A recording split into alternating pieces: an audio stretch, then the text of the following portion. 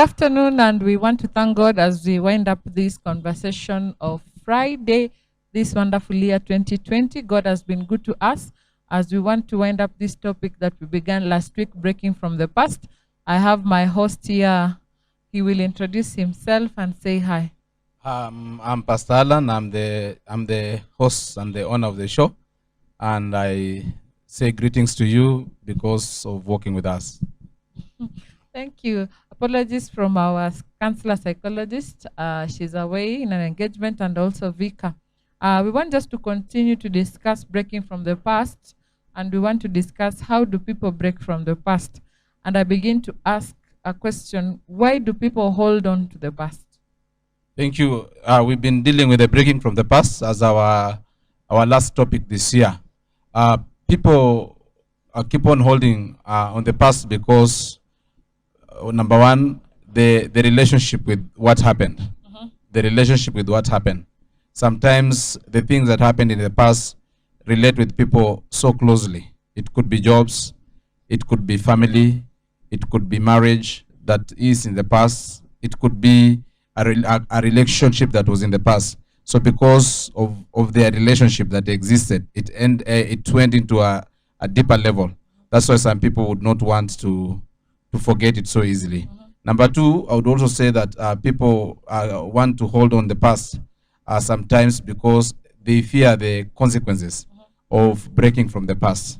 Because at times the past may be manipulative and even threaten to expose you if you break from it.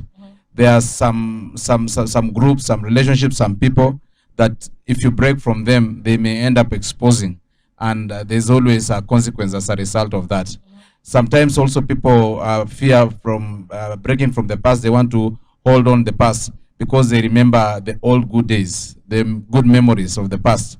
They want to fantasize. They want to live in that land of imaginations about how things used to be good. Another thing, people fear to start afresh. They fear to start afresh. Somebody says, it took some time to build this relationship. I break from it. Again, to start another one like this will be hard. So because of the experience of the past, they fear to start afresh. So those are some of the reasons as to why I think people don't want to leave the past. They want to hold on it. Yeah. Maybe as we continue to discuss why we need to break from the past, so that our viewers and people are following us can understand, I want us to discuss a little bit on the effects of the past. What are some of the effects? Thank you. I believe every event or action has consequences. Therefore, past being an event or action or a life has some consequences. And one of the consequences of the past is it hinders us from taking future risks because we fear that which we experienced in the past may happen in the future. Therefore, it makes us to be hesitant in taking future risks in life.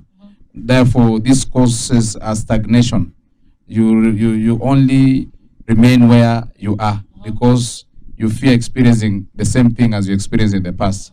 Another consequence or another effect of the past in our lives, sometimes it is lack of trust. Lack of trust. If the past was like this, what about the future? Will I trust the future? Will I trust God for the future? Will I trust people for the future? Will people trust me again because of the past? Because past is an experience that can be quantified, an experience that can be audited. Will people trust me again? If I fail in the past, will the people trust me that I will succeed in future? Another effect also of the past over our lives is it can be an effect in our esteem. Our esteem may be broken and may be low because we look like we are quitters, like we have quitted something. That's why most people love holding on the past, because they say, I don't want to be a quitter. Let me keep on trying. Maybe something will happen. It kills our morale.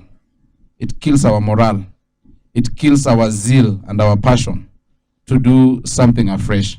There are sometimes very deep wounds as a result of the past. Deep wounds that were caused by those hurts, that were caused by those disappointments. And sometimes we may live a life of bitterness, a life of regret, a life of vengeance. Sometimes we may live a life of hatred and even detest and even condemnation, condemning self and condemning others. So past can have a lot of things in our lives that we really need to battle to break from them so as to move forward. Wow. So maybe I can further discuss with you from why people holding on for the past, the effects of the past. Some of the emotions people exhibit when they are living in the past, some of the emotions. Yeah, I know we are going there. We will discuss why we need to break from the past, but I'm just building up so that when somebody makes a decision, I want to quit, I want to break from the past, he or she makes an informed decision. And I want us to, you give us some of the emotions that people exhibit when they are still living in the past. Thank you. You know, past is alive. A past is alive. And it's always alive until you break from them. So every time someone lives in the past, their body could be in the present. In the physical space, you can see them in the present. But in the mental space or in the inner space, you will see them in the past. Therefore, they actually emotionally they tend to behave according to the events, to the situations of the past. Most people emotionally they tend to be angry. Angry, sometimes you don't know why this person is angry. You find some people they are angry with everyone because somebody angered them in the past, or they have something that is angering them in the past, annoying them in their past. So they live a life of anger throughout. They keep on becoming antisocial because of what happened in the past. They fear relating with people. They fear disappointment, so they become antisocials. They exhibit the emotions of rejection. They keep on rejecting others because maybe trust was broken somewhere. Again, some of the emotions about the past, you will see things like fear to try, fear to do something, fear to go for a new thing. Some of the emotions about the person that lives in the past, sometimes they are violent. Sometimes they act out of reason. Because if you want to rationalize their action as per to now, it is not justified. They are fighting what they went through in the past. There are sometimes when we deal with issues, we say this one had a problem in a childhood or in his childhood. This is the baby that is now behaving at this time because of what they went through. Therefore, they tend to cry for attention so that the part that was wounded in the past may be attended to. So those are actually some of the things that I would say. And again, life's those emotions of regrets. I wish I didn't do. I wish it didn't happen like that. I wish I had done it in a better way. Yeah. Okay, we discussed the past from achievements, mistakes, and relationships.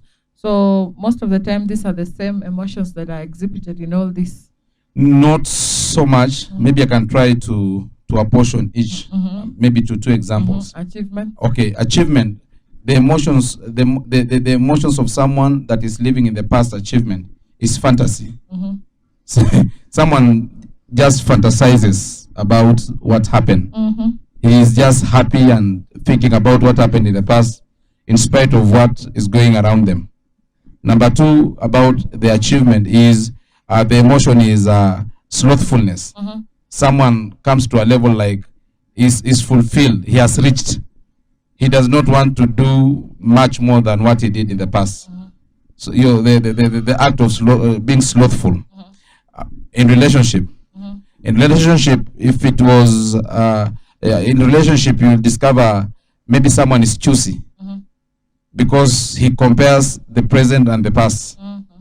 In relationship, maybe someone avoids people, fear people, and become judgmental because of what happened in the past. That is in relationship, achievement and relationship. Okay. Now we said in Mistakes. mistakes.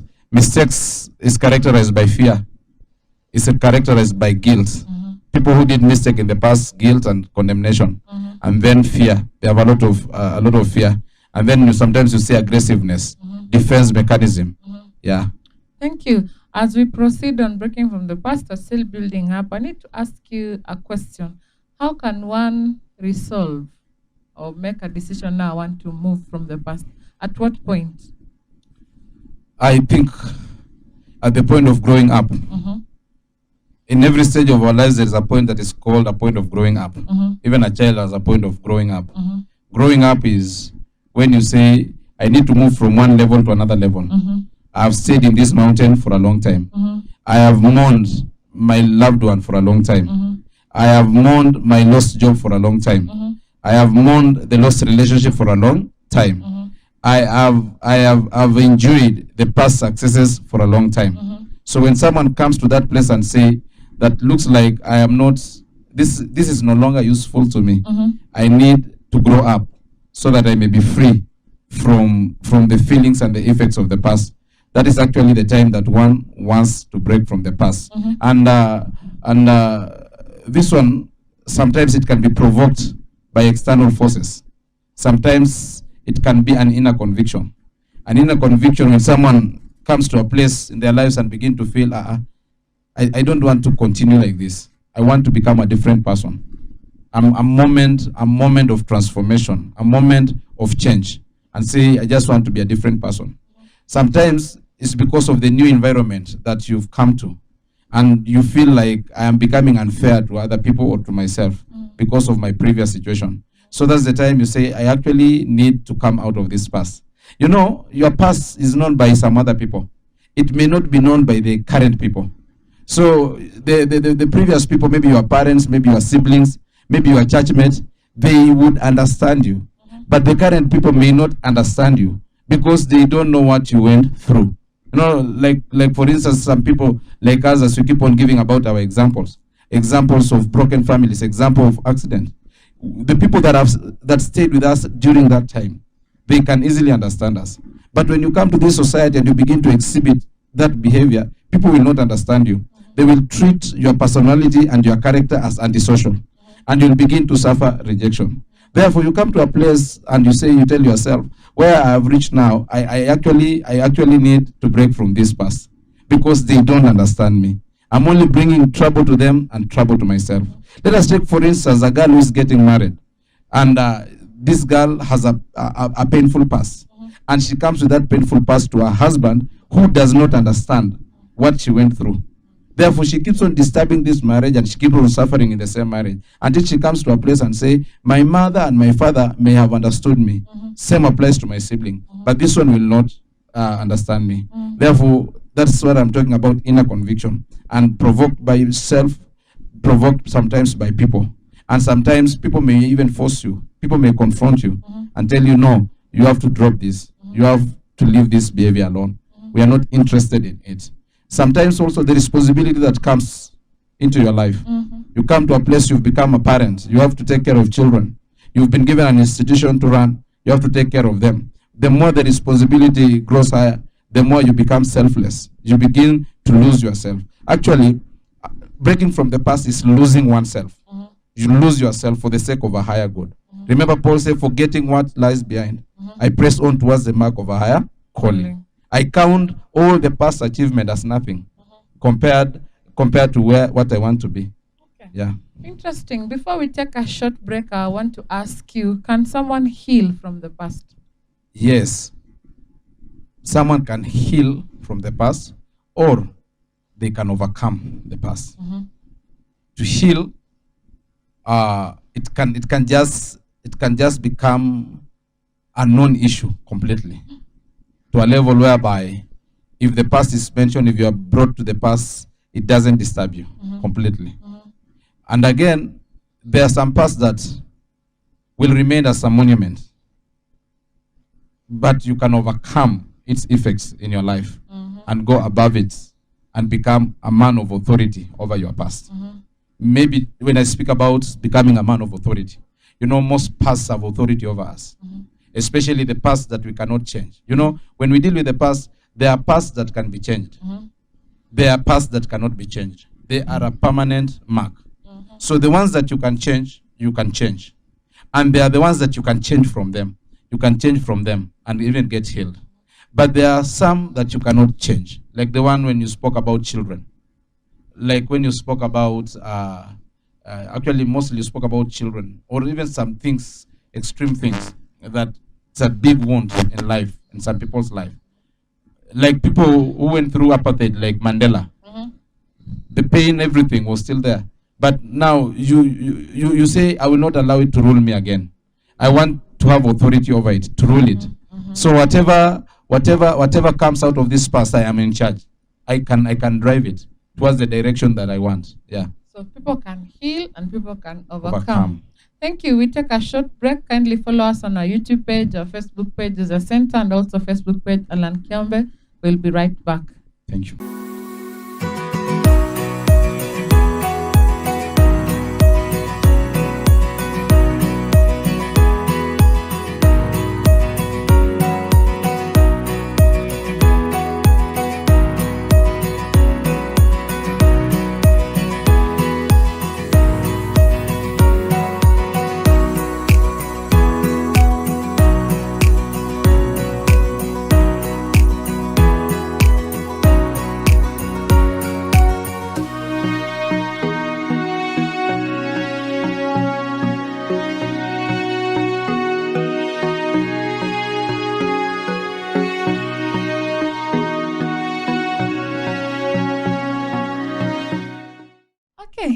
We take this wonderful break just to continue, and I want to ask a question that has been in my mind.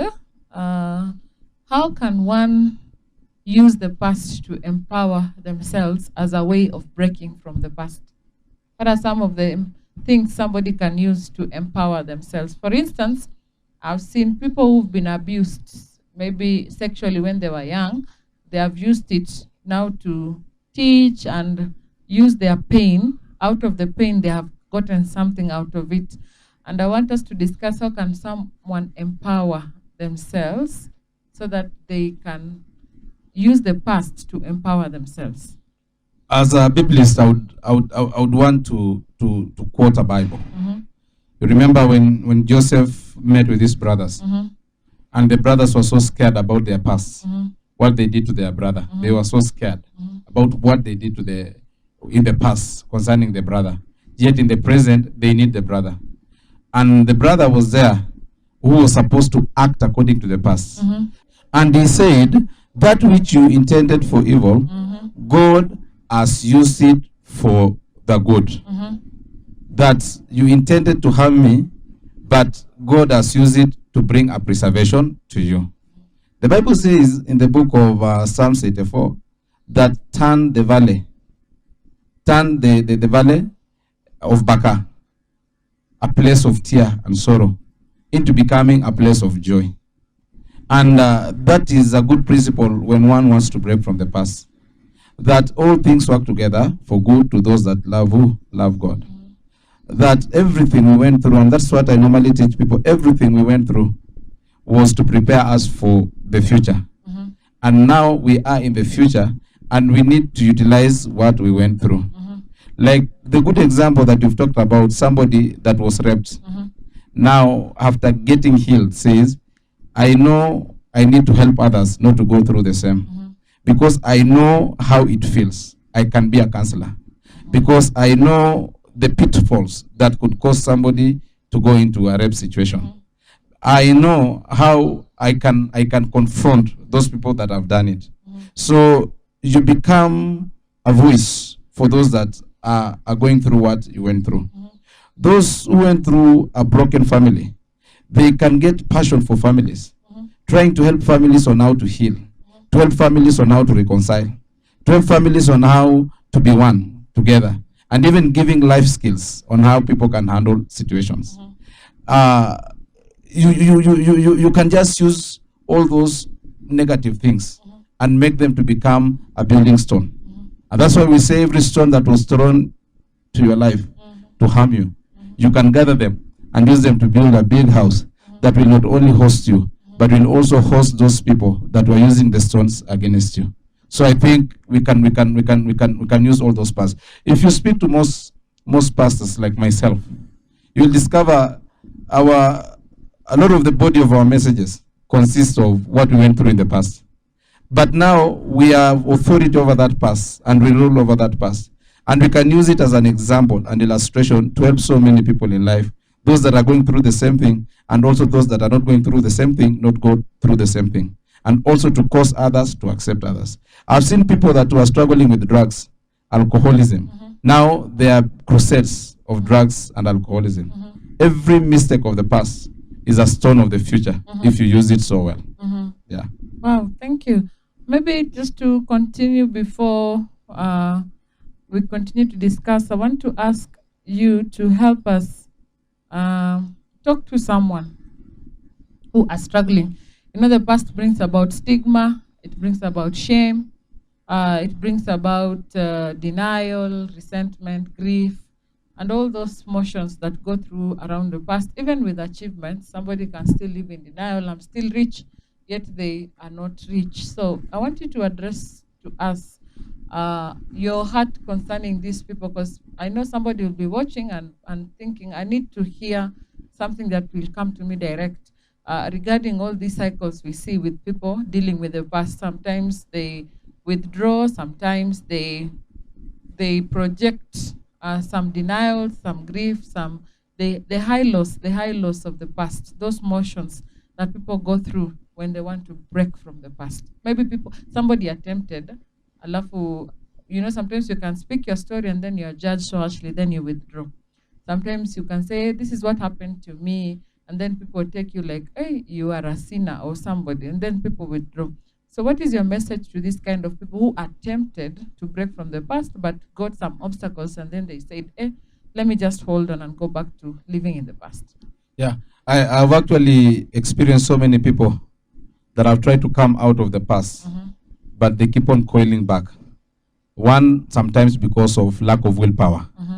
Their willpower is not strong enough, because past is a big force, is an authority by itself. So some are not able because they are willpower. And those are the people we empower. Secondly, some are not doing it because they fear repercussion. The attitude of the people, the attitude of the environment. So they coil back and continue to be in the past. Sometimes they decide to be lazy over it, and many other factors. But I would actually tell you, most people want to quit from their past, but it takes courage. It takes courage to quit from the past, but most people want to. Very few people don't want to. Maybe to emphasize, my question is, this category of people who attempted. Yeah, now I'm coming there. Okay. Most people want to quit, but some want, but they do nothing about it. And that's why we say those are the type that we normally say they have succumbed. They are now disillusioned, and now they are actually fallen completely. But there are those who keep on trying every day, but it's becoming difficult for them. I would actually say the step of coming from the past is a good step. It's not only a good step, it is a must step. Because your freedom is not in your past.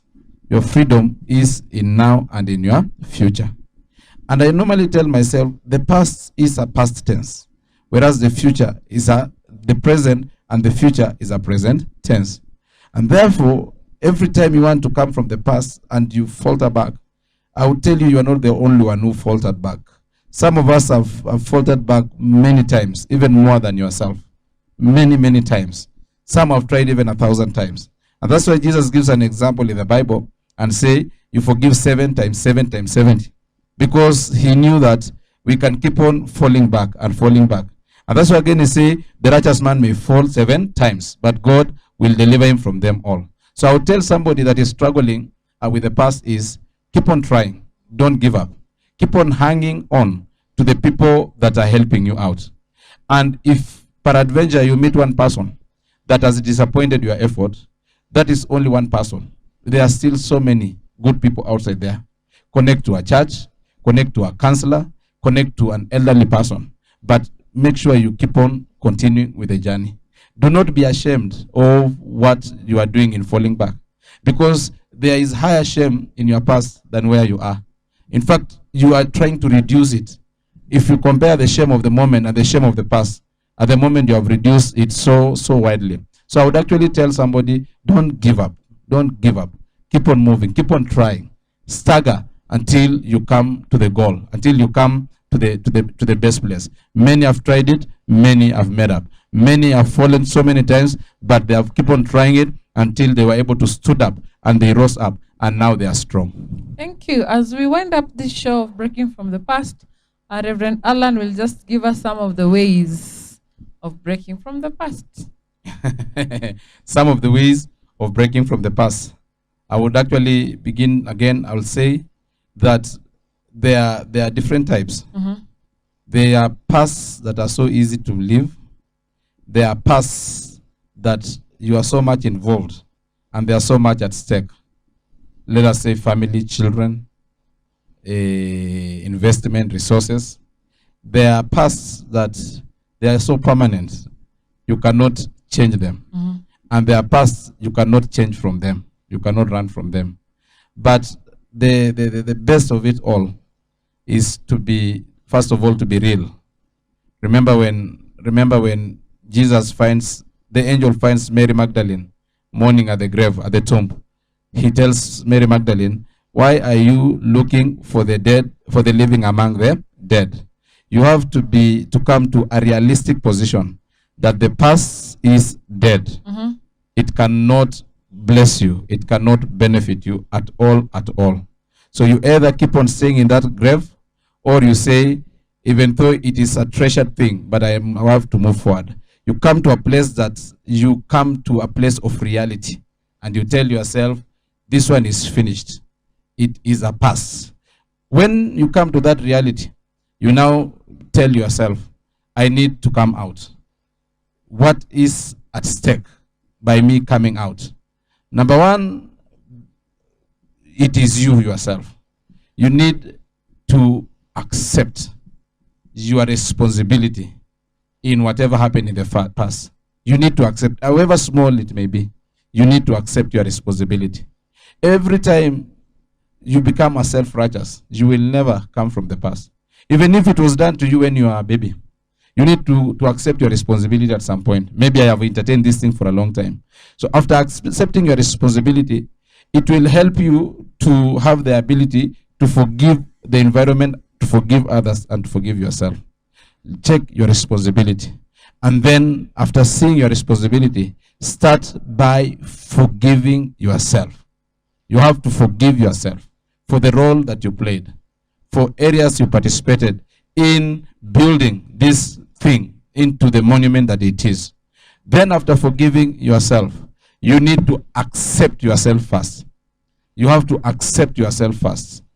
Because sometimes past has taken acceptance from us, and everyone does not accept us except us. So the first person that has the responsibility to accept themselves or to accept you is you. Accept you. I am a child of God, fearfully and wonderfully made. And I have a future. I have a destiny. For the Bible says, God says, I know the plans that I have for you to give you a future and a hope. Then after accepting yourself, now begin another step. Forgive others. Those that are involved in that past. Forgive them. Tell yourself, they may not forgive me, but I forgive them. Tell yourself, they may not hear this forgiveness, but I forgive them. I don't want baggages. Because if you don't forgive, you are carrying a baggage. So after forgiving them, you also make another step again. Step of making peace to those that you can make peace with them. There are some you will make peace with the past. There are some you will reconcile with the past. And there are some you will be able to change. Now, you may have now to decide to say, I am now leaving that thing completely. However expensive it is, I have the capacity to do it better. I am now leaving it. Number two, you may also decide to tell yourself, let me move forward until when every factor is healed. I can come and renegotiate and receive my place out of my input of this past. Let us say it is a business that is hurting you. Somebody has taken the business and has gone away. You tell yourself, let me move forward, continue, and then at the right time, I will come back and negotiate for my part when all of us are calm and have been healed. Same applies to things like families. And then there are those that you cannot change. Those that you cannot change, begin to tell yourself, I cannot change this.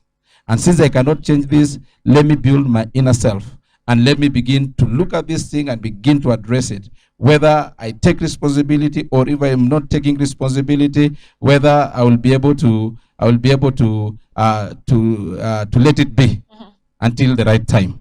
What you cannot do about the past is so hard to forget. You can only heal and you can only conquer. Yeah. Thank you. Those are insights from our host, Reverend Alan. Maybe just confront your past with facts. Do not devalue your achievements. Do not ruin your present life with the past. Do not miss the lessons in your past mistakes. And another thing is just forgive so that you can move forward. As one of the writers says, what doesn't kill you makes you strong. I want to thank our viewers who have worked with us this year. Thank you so very much. We have enjoyed hosting and running this show because of you.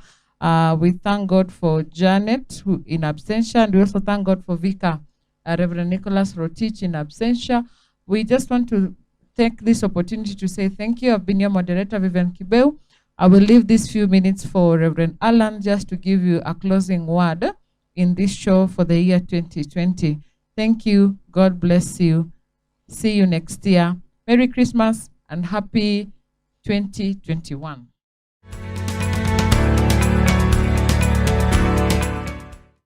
Today has been our final show in our conversation. We started this conversation in the midst of COVID-19 around the month of March, April. And we thank God because he's been faithful. And this God has been going together with us. We've built this show from nothing and we are beginning to pick. And we know that we are going to continue. We shall break for the Christmas holiday until New Year. And then we shall resume in the year 2021 in the second week and continue with our show. I want to take this opportunity to thank all of you for working together with us and even for participating in this. I know that we've been a help in your life. There is a positive contribution that we have put in your life. And even as we are winding up today, I want you to know, maybe as you are breaking to celebrate your holiday, life is an opportunity and chance given to us all. Life is an opportunity and a chance given to us all. It's an opportunity that has been given to you. It's an opportunity that has been given to me by God. And it's a chance that we have to live at such a time as this. And therefore, we must learn to accomplish and fulfill every purposes of God that has been ordained for this time. I also want you to know that we choose to be what we are by how we are living. We choose to be what we are by how we are living. Sometimes some people want to be something else, different from how they are living. Our living creates a consequence, and that consequence becomes who we are now. Therefore, if you want a good life, live accordingly. If you want a bad life, also live accordingly. That the choice is in our hand. I also want you to know that mistakes are done, but our attitude on the mistakes matters. Mistakes can be stepping stones. Mistakes can be pitfalls. That all of us, at one point of our lives, we will do mistakes. All of us, either we have done it, we are doing it, or we will do them. But there are some people that decide to live in that mistake and to make mistake their habitation. But in the intention of God, mistakes are not to be our habitations. Mistakes are supposed to be our learning points in life. Those people that have learned from their mistakes, they have become great men and women that the nations and the society can use them, and they can impact the nation and the society. But again, it can be a pitfall. Those that have refused to learn from them, they keep on sinking deeper and deeper into the abyss of destruction. Every time you don't learn from a mistake, you will keep on doing the same mistake again. Every time you don't learn from mistake, you will stay in that mistake and make that mistake to become your habitation. Maybe my prayer for you that whatever mistake is in your life or in my life, we need to come out of them so that we may be able to move on. I also want to say we must take every step in life with a full knowledge that there is a consequence for everything. Even accidents are consequences. Every step causes a consequence. Every step in your life, every word, every decision. In fact, the Bible says that there is nothing like careless word. It must be accounted for. Therefore, everything that we are doing has a consequence that we will have to bear them. And the consequences that will have to live with us, it can be positive, it can be negative, depending on how we are doing it or the steps that we are taking. The things that most people call them accidents, they are consequences of a certain step that we took in our lives. Therefore, whatever we do, every step that we are making in life, we have to be careful to know that there is tomorrow. There is a future that we need to take care of, because God created us to live now because of the future. We are responsible for ourselves. All other people are helpers. Nobody should be blamed because of what we are going through. Nobody should be asked why we are going through some things. God has offered us a chance. We can break from what we went through and begin to embrace new things. My dear friends, as we are winding up this show, I want to say God speaks in the Bible, in the book of Jeremiah, that for I know the plans that I have for you, to give you a hope and a future, a plan to prosper you and not to harm you. There is a good plan that God has for you. You are carrying a destiny and a bigger destiny. As you are breaking for this holiday, in our conversations, I thank God because of you. I pray that God will bless you and God will keep you. I pray that God will always be on your side, that the presence of God will go together with you, that may God give you peace in everything that you are doing. May God help you out of every situation of your life, and may God heal you, because there is still balm in Gilead. May we together usher in the year 2021 with a lot of hope. Even though 2020 has been tough, but God is with us. We have learned a lot of things in this year 2020. It is not in vain. What the devil wanted to use to destroy us, God has used it to build us. I pray that you'll be blessed. Have a Merry Christmas.